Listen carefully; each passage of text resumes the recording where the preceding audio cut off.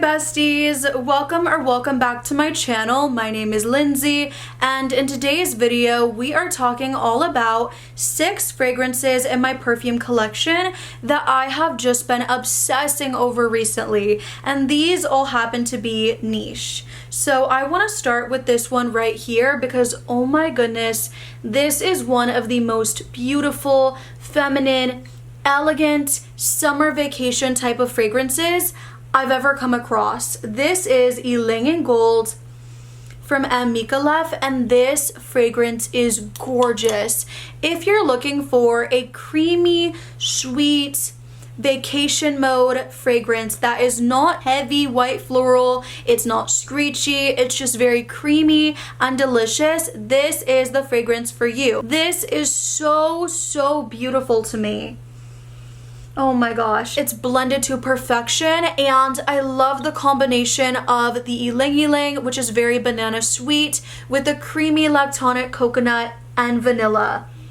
It's so beautiful to me. Oh my goodness. And I would say it is beachy to me, but in a very luxurious, expensive way. It's really not, it's not like a typical sunscreen type of fragrance. This one is much more luxurious. So if you're looking for something for your next summer vacation, but you don't want something that's gonna smell like your sunscreen, because you could just wear that, this is so beautiful. I cannot get over it. And there is some sandalwood at the base, but it's only grounding the fragrance. It's not that pencil shaving sandalwood you guys know I can't stand. This is a little powdery. It's creamy, milky, sweet banana goodness, and I am here for every single second of it.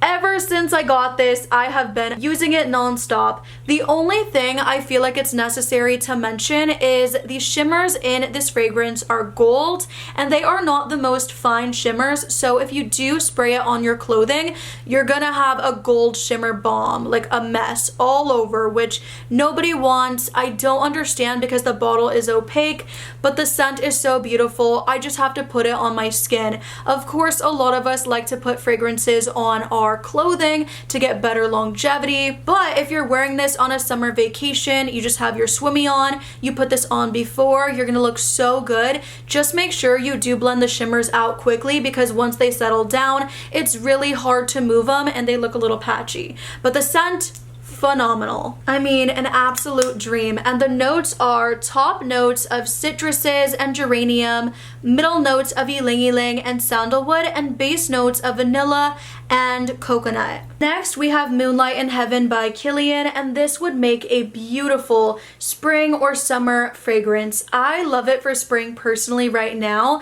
but I just think in summer it's gonna come alive a bit more. This scent is so beautiful. It opens up. It's gonna be my scent of the day.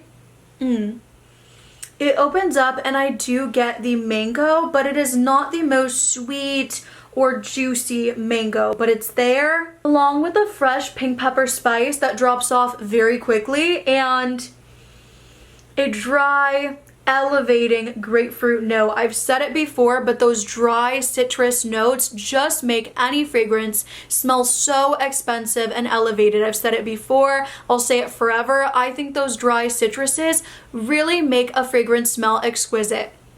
Anyways, I digress. As it dries down more, you do get that lactonic smoothness coming from the coconut, and it's beautiful. Again, I don't necessarily smell coconut. It's not done in a super beachy way, which I actually like because it doesn't smell like sunscreen. Then the citruses and the mango muddle together, and it comes off very soapy and fresh to me, which makes it perfect for summer. On the final dry down though, I will say it still feels very soapy, but you get that rice note, which makes it feel more powdery and feminine. And alongside the jasmine, it is just so pretty. Very lovely, it's very feminine, and it almost has like a ethereal smell to it, which I love. And again, this does mango in more of a light, refreshing, almost soapy way. It's really not a fragrance that is overly juicy and sweet or anything like that. So if you were looking for that type of mango in the fragrance, that is not what you get. But if you are looking for a more unique take on a tropical mango fragrance, I think you would enjoy Moonlight in Heaven so much. The top notes are grapefruit, pink pepper, and lemon, middle notes of mango, coconut, and rice, and base notes of vetiver and tonka bean. I get the vetiver a lot, but the tonka bean, not as much. It's absolutely stunning, but I do fear that I will run through it fairly quickly. Number 3 is La Capitale from Xerjoff, and this was kindly sent over by Twisted Lily. They even gave me a discount code to share with you, which is LRM10 for 10% off your order. This scent is stunning, you guys. I wish I could put it on my body, but I already put the other one. This is so sexy. It's sexy in a very sophisticated way, in a very expensive way. This scent is warm and sweet and fruity. There is that leather, but the leather is not intimidating in the fragrance. It's a very approachable leather note in my opinion, because there is that caramel and there are those fruits. You have those fruits surrounding it, just making it more palatable. There's also a beautiful saffron note elevating the scent in the most beautiful way imaginable, and at the base you have this bourbon vanilla, which is very rich with the benzoin, which you guys know I love so much in my fragrances. This is all in all a very sexy, date night appropriate type of scent. It is, again, a more bougie, warm, spicy take on a strawberry fragrance, and I love it so much. As it dries down, it gets more powdery to me. You really get more of the vanilla, and it's not quite as strawberry sweet. It gets more warm and resinous, which I like. It is very intoxicating for me personally. I feel like these fragrances are made in Italy. So many I've smelled just smell 10 out of 10. This is so good. And the bottles are absolutely beautiful as well. Tell me that doesn't look like luxury. Thank you to Twisted Lily once again. And that has top notes of strawberry, caramel, peach, and labdanum, middle notes of leather, saffron, amber, ginger, and rose, and base notes of bourbon vanilla and benzoin. Next is Madison Square Park by Bond Number 9, and this is so springy. The opening of this fragrance is so beautiful, you guys. It opens up and it reminds me of a meadow.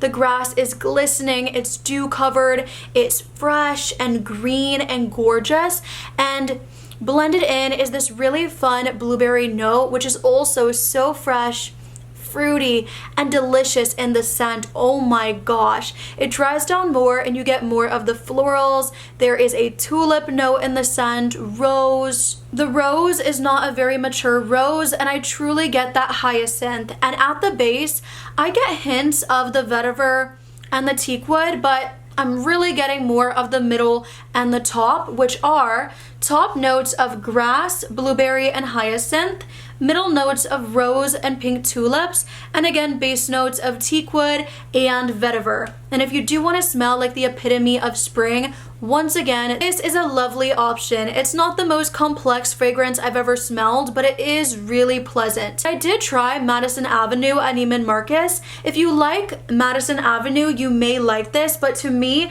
that fragrance number 1 was way stronger. I believe there is a patchouli in that scent and much more floral heavy. So this one to me just felt a lot fresher and lightweight, perfect for spring. So far we have our clean, fresh, tropical, alluring fragrance where you could wear it every single day, but really when you do want to smell almost ethereal, graceful, a touch sensual, very feminine, we have our elegant, creamy, sweet vacation fragrance. That is typically when I would reach for the fragrance the most, or just in the warmer weather. Again, whenever you want to feel very pretty, we have our sexy date night scent. Literally the only time I'd reach for this fragrance, or maybe for a nice event. And this one is anytime, any place, but I think it would thrive outside in the heat. Ooh, or for a brunch, I think that fragrance would be gorgeous.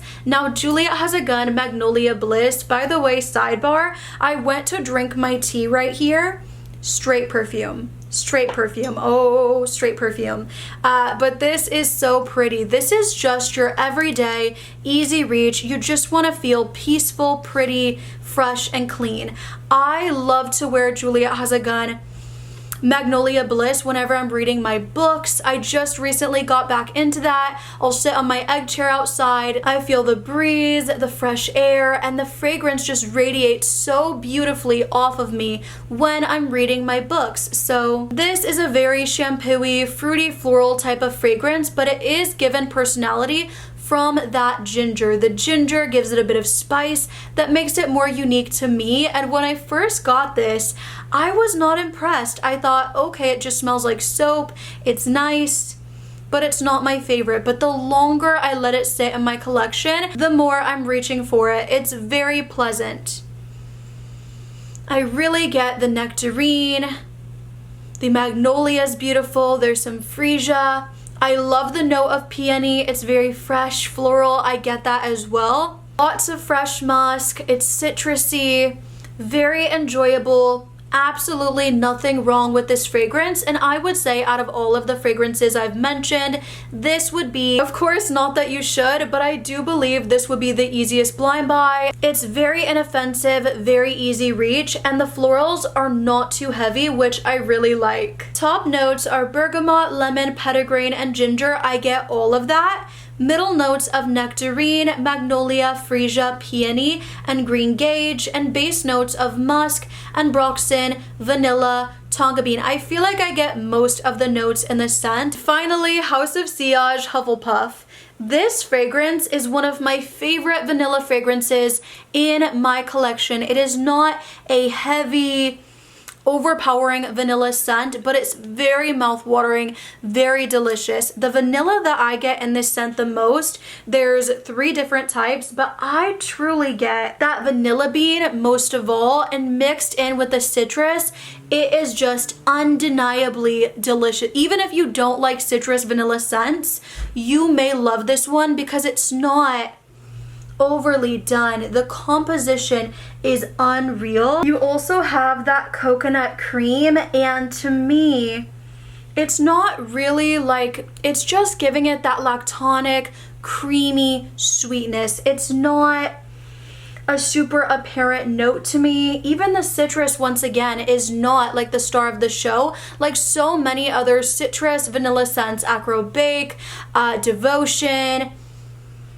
There's also Lyra, but Lyra, I think on the dry down's a little bit more cakey. This one's more creamy. It's just so yummy, you guys. So definitely one to check out. I know I shouldn't be putting all these fragrances on my body when I'm doing videos like this, but I mean, honestly, I know what they smell like. This is more of like an updates, my favorites type of vibe. Now when I'm doing first impressions, of course that wouldn't be cool. But anyway, woo! Top notes are Italian lemon, coconut, and peach. Mid notes are gardenia, freesia, and jasmine sambac, and base notes are bourbon vanilla, vanilla bean, and Virginia cedar. So I guess there's only 2 vanilla notes, my bad.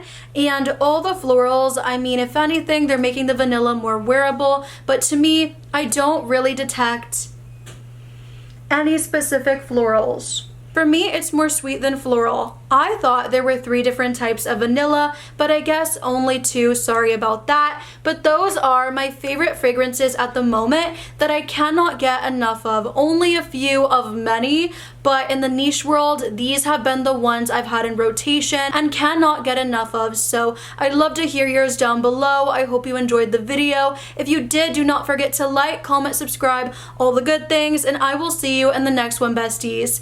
Bye!